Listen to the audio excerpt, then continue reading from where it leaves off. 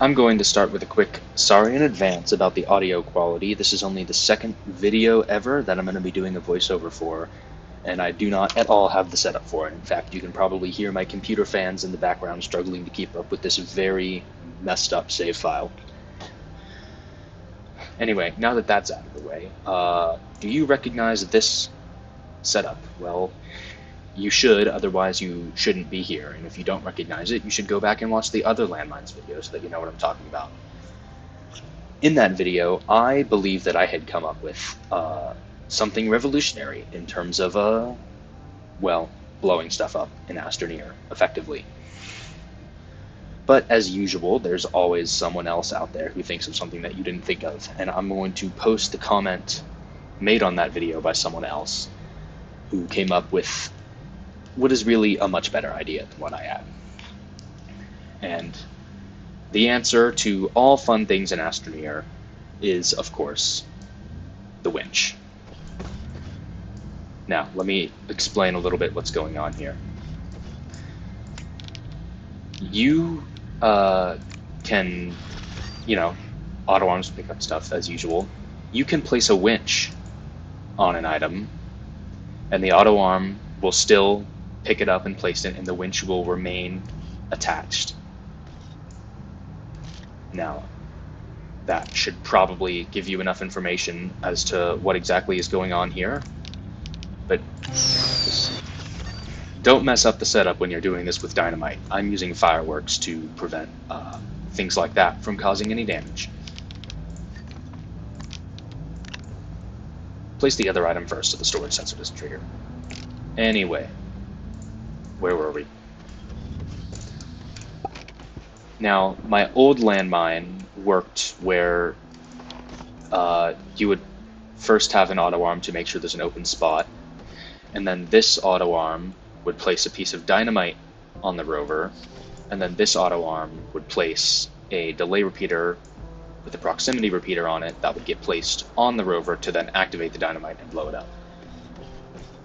Now, it worked pretty well as long as the proximity repeater was placed somewhere near the dynamite, so it wasn't perfect. And a very observant driver with a very fast reaction time might be able to stop it. And in the demonstration, you could see that I was all the way over there when the dynamite actually went off.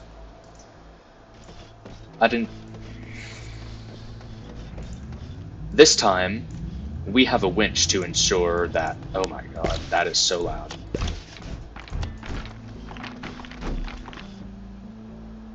I'm gonna need those.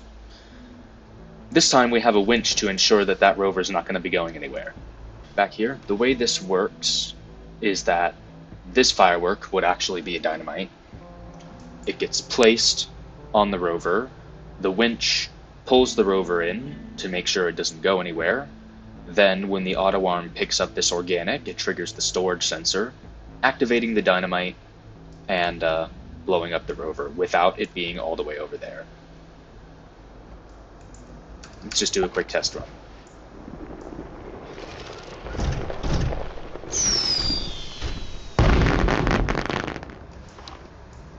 Now that is usually dynamite. I'm not going to be using dynamite right now because I don't want to mess things up and destroy this nice little setup that I have. But that's pretty much it. I don't want to make an underground setup right now. This is the old underground setup. You'd have a winch in there. You basically just mirror this one setup here underground. Of course, the outside of the landmine, you'd still want to have some of these auto arms to take items off the rover just in case it's full. Otherwise, this thing won't work. You might notice a little bit of extra mess over here. Just going to talk about this for a second. I thought that there was an even better way to do this, where you would have a little sensor hoop go through here, and then the auto arm, when it moves places the resource on the sensor hoop, it would activate it, and then you tie that to the dynamite so that you don't have to wait for the auto arm and turn back around to pick something up, but it doesn't work. I can go ahead and show it off right now. That was the storage sensor, not the sensor room. It doesn't work. So, yeah, that's what that was. A little disappointing, but, you know, you can't have it all.